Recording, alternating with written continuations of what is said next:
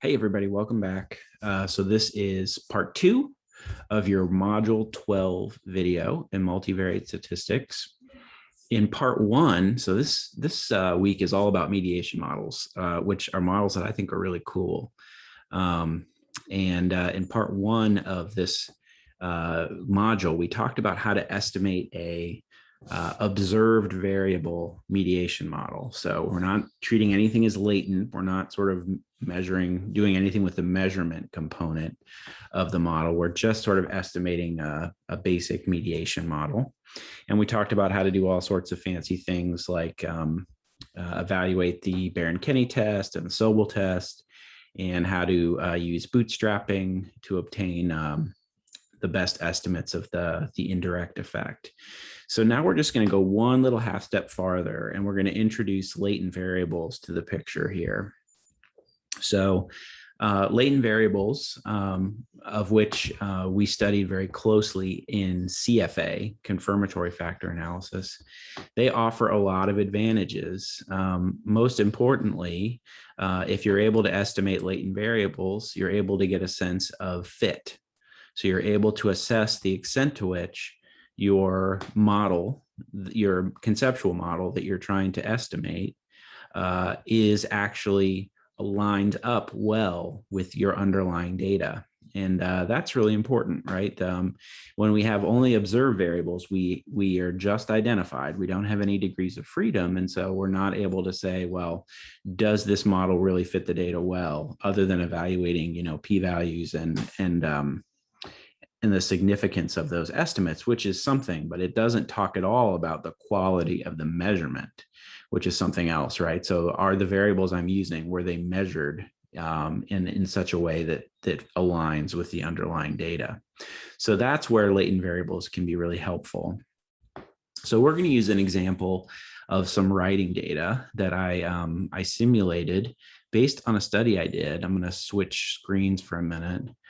Based on a study I did with my good colleague Sharon Zumbrin a few years ago. And so I'll post this on Canvas if you want to check it out. So it's toward a more complete understanding of writing enjoyment, a mixed methods study of elementary students. So this study actually was mixed methods. It used a mediation model as one part. It was, exploratory sequential, I think it is. A big quan, little qual study, which was pretty cool. Sharon, I probably got that wrong. I'm sorry. Our mixed methods guru. So this is the sort of fundamental model that we estimated. So the idea was, does the climate of writing, a student's perceived enthusiasm that their teacher has for writing, what effect does that have on a student's self-regulation behaviors? So if the teacher really loves writing and talks a lot about how to become a good writer, does that encourage the student, one, to do better in writing with writing grades, and also to do more of the strategies that we know are related to being more successful in writing, like, staying focused for a longer period of time, correcting grammar, things like that.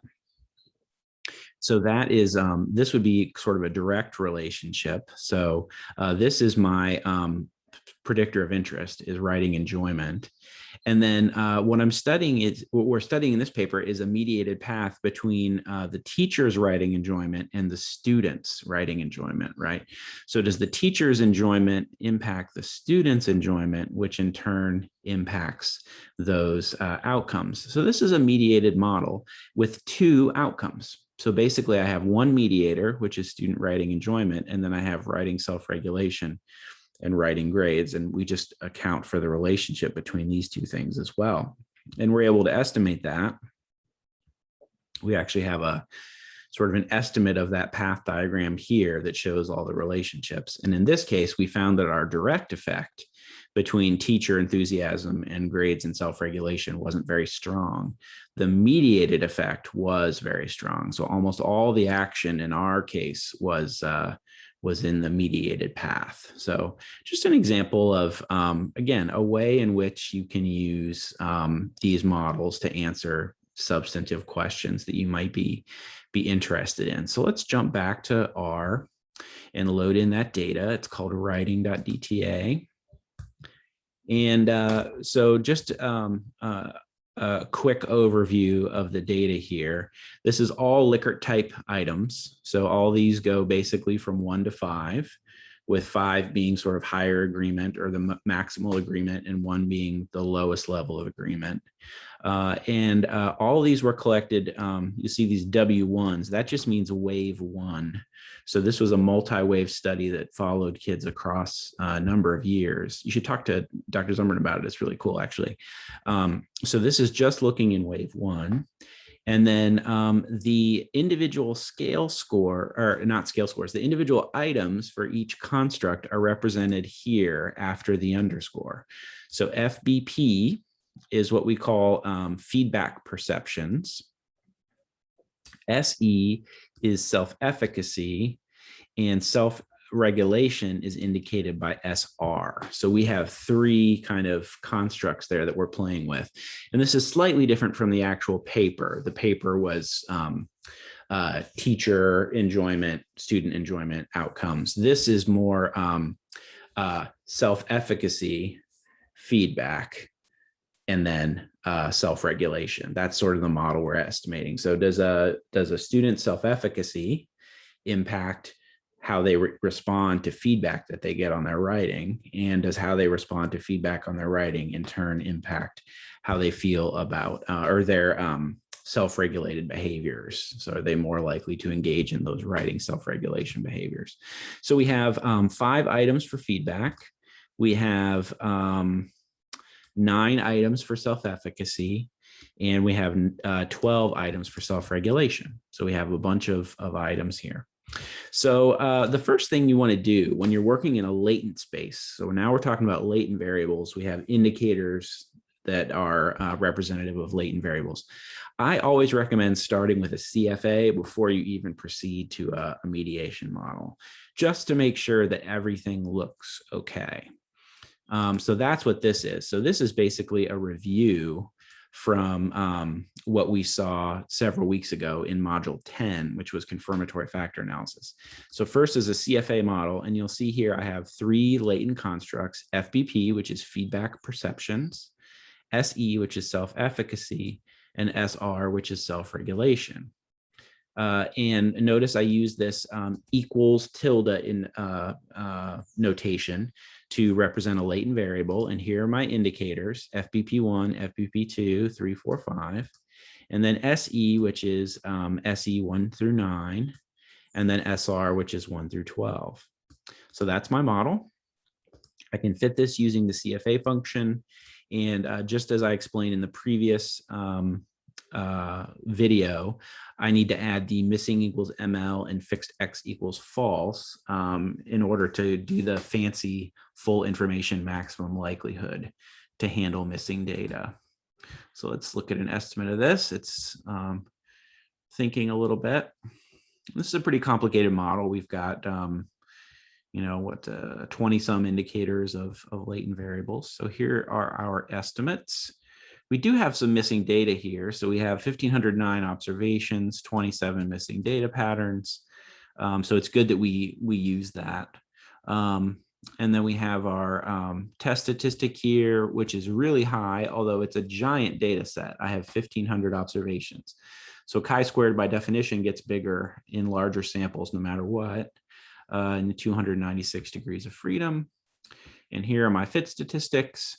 I probably want these to be a little bit higher. So these are in the 0.8 range. The fit statistics for the models in our papers were quite a bit better than this. But in this case, the fit is not great: 0.87, 0.85, 0.87, 0.86. RMSEA doesn't look too bad, 0.05. It's right around that 0.06 cutoff. And SRMR doesn't look too bad either. So we'll work with this. This isn't the best fitting data, but it'll do the trick.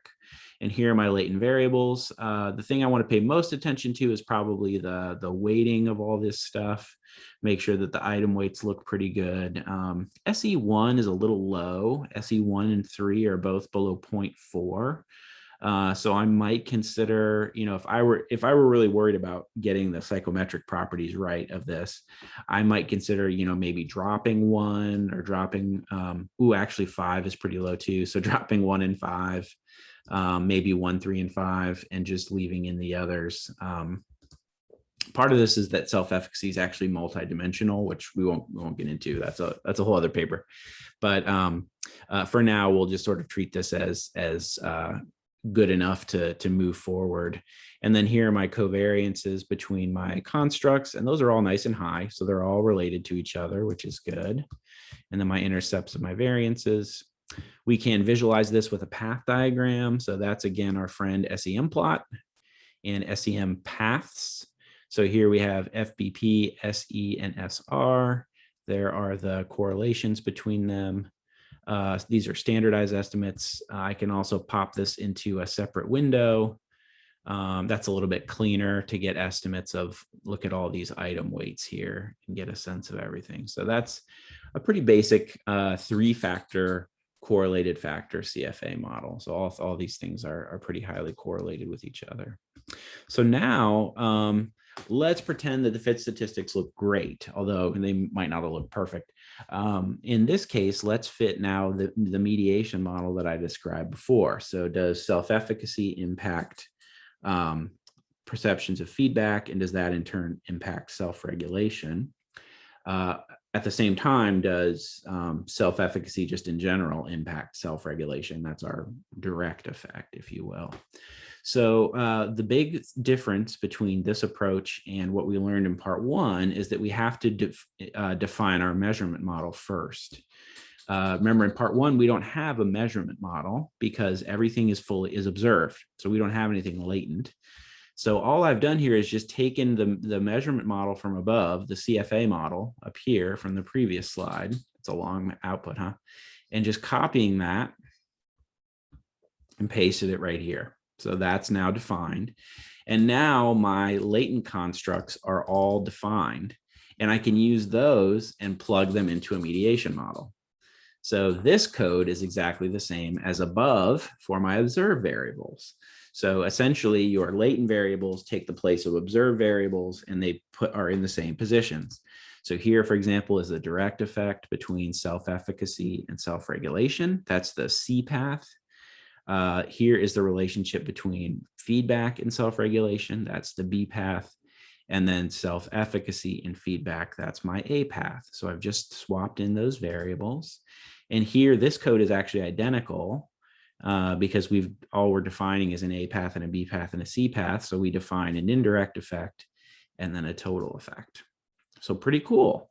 So all you've added is just that measurement component to measure the latent variables, and then you can do the same thing with mediation.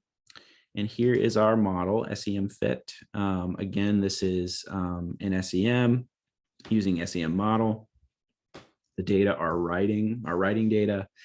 Estimator is MLR, missing equals ML, fixed X equals false. So that's our fancy way of handling the missing data. And then we'll get fit statistics. In this case, those matter because we will have degrees of freedom, and we'll get standardized estimates. We'll let that run. Hope it doesn't take too long. Not too bad. So and then it pops up. Again, we get this observations missing patterns message. So that tells us that FIML was used to handle missing data. We get our estimates. Again, these estimates are probably not going to vary significantly from the CFA. They might vary a little bit. Our chi-square, I think, got a little bit bigger.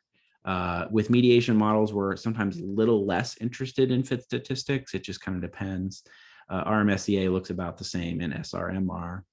So here are our latent variables. So it should be identical to the CFA. And here are our regressions. So notice this is the mediation portion of the output.